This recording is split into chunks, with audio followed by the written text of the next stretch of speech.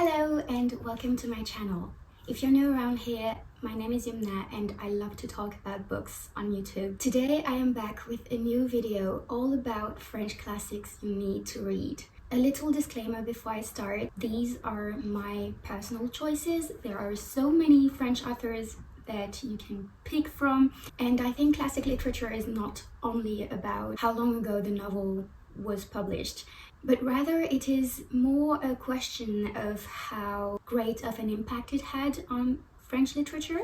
And the books I am going to talk about today are literally my own choices. So I am going to recommend to you 4 authors that have made a huge impact on me and my journey with literature. Classics do have the reputation of being big books, hard to understand and unreachable. However, I do believe that anyone can read classics as long as you choose them well. You don't have to own a lit degree to understand the story. It's more a question of how you feel whenever you read a classic, and it's all about the reading experience. Reading is a means of seeing the world through different lenses, and sometimes a book that was published a few centuries ago does feel more pertinent to your own life than a book that was published this year. Literature transcends years and eras. So if you're curious to know what authors I picked, I suggest you stick around and let's get into this video. The first author I wanted to share with you is Antoine de Saint-Exupéry. He was a French writer as well as a military pilot who died in a mysterious plane crash. They have never found the debris of the accident. Saint-Exupéry is very well known for his novella The Little Prince. The Little Prince was published in 1943 and was translated in many languages. The Little Prince is often classified as a children's book because of the childlike tone, narrative, as well as illustrations from the author. However, I would personally classify it as a philosophical tale. It is a story you can read at various times of your life and always get something out of it. I may have been 6 or 7 years old the first time I read The Little Prince, and I remember the illustrations being very easy and almost as if I could have drawn them myself. The story doesn't really have a definite plot. If I had to summarize it in the best way possible, you follow the Little Prince, a character who used to live on his planet alone, and his only friend was a lonely rose. He then proceeds to move from one planet to another and meets many characters who will teach him life lessons. And he eventually meets the narrator, and there is a whole discussion between the Little Prince and the narrator.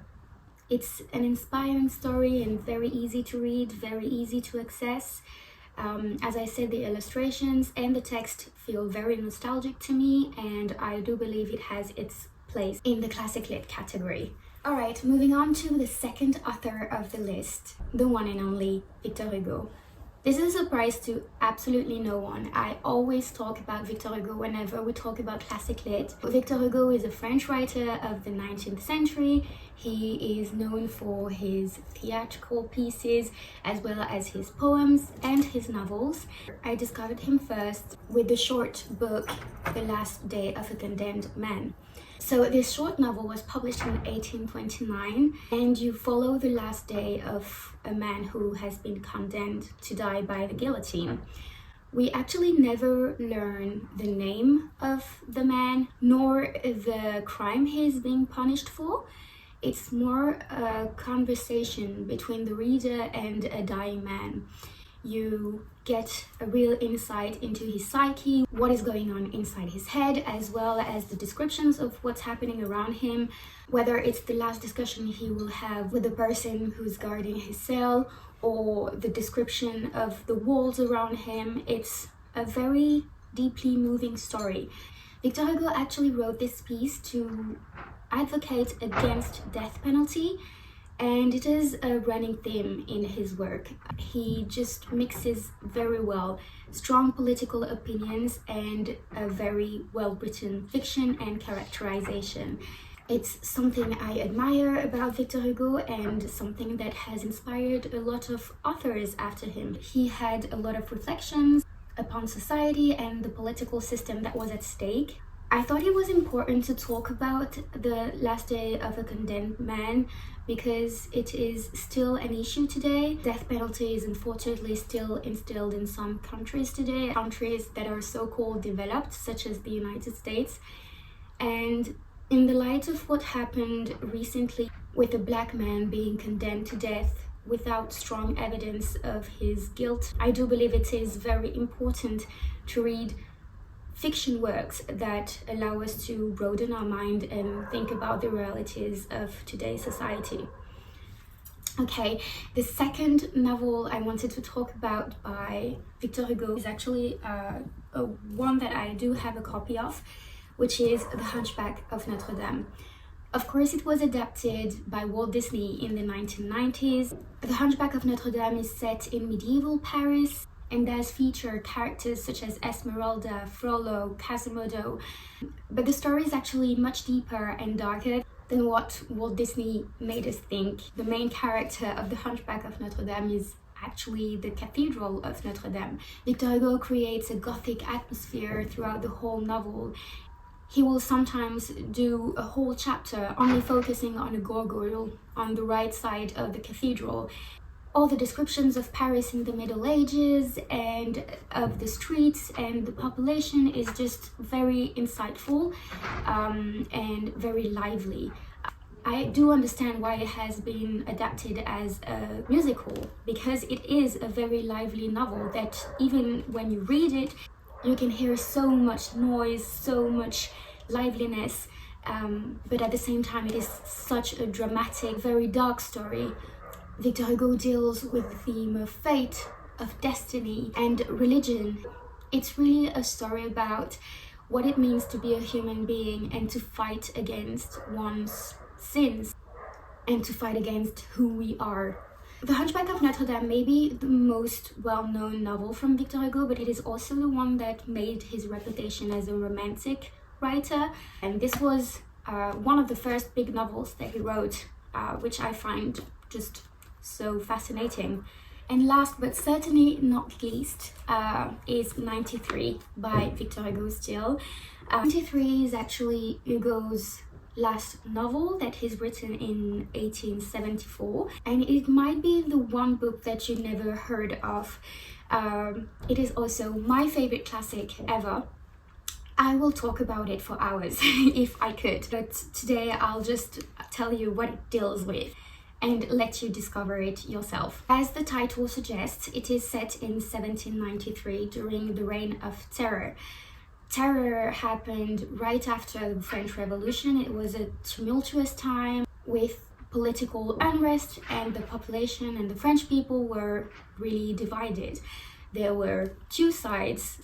So you had the revolutionaries on one side, and on the other side the fervent defenders of the monarchy, people who loved the king, who loved the system that was in place, and who were not ready to let go of their privilege. Victor Hugo uses characters that historically existed, such as Robespierre, but he also creates new characters such as Gauvin, who's one of the main leaders of the revolutionary movement. Yeah, I won't say too much more about it. I really wish you could discover it yourself. Just trust me on the fact that it is not a boring history book about the politics in 18th century France. Rather, it is more a story about what it means to be on the right side. Is there really a right side? Or are we only meant to fight against each other until the end of time? I recommend this book to anyone who is interested in how hard it can be to go from one system to another. However great the evolution can be with revolution, it's not always easy to embrace revolution. So now that we're done with Victor Hugo, of course I am going to talk about Guy de Maupassant. Bel-Ami was published in 1885 and is part of the realist movement. Guy de Maupassant was known for writing novels, but also novellas, short stories. He was a big figure of the realist movement.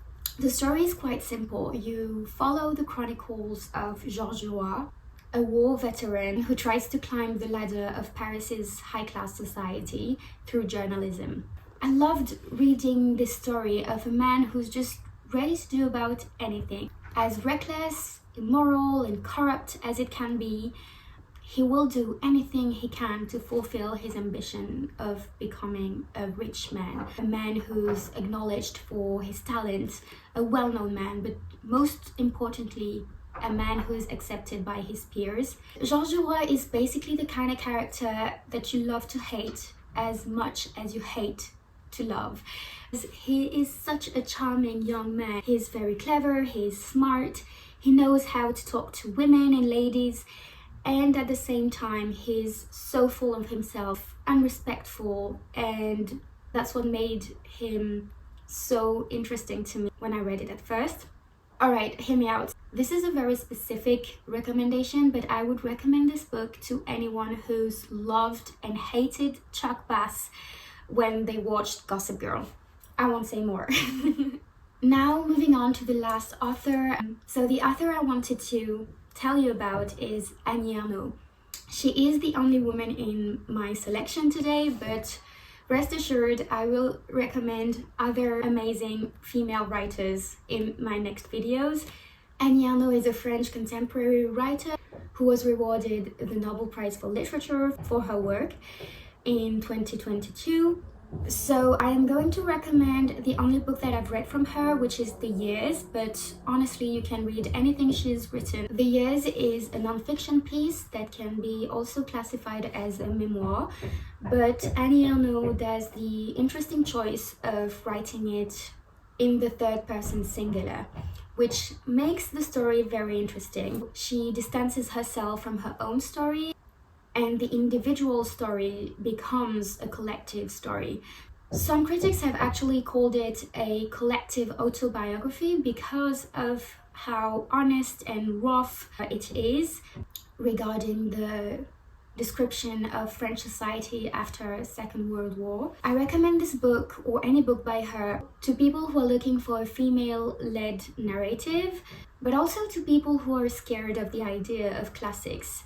Annie Ernaux has a very unique style. She has a very hatched writing style, which makes the story very easy to understand and follow.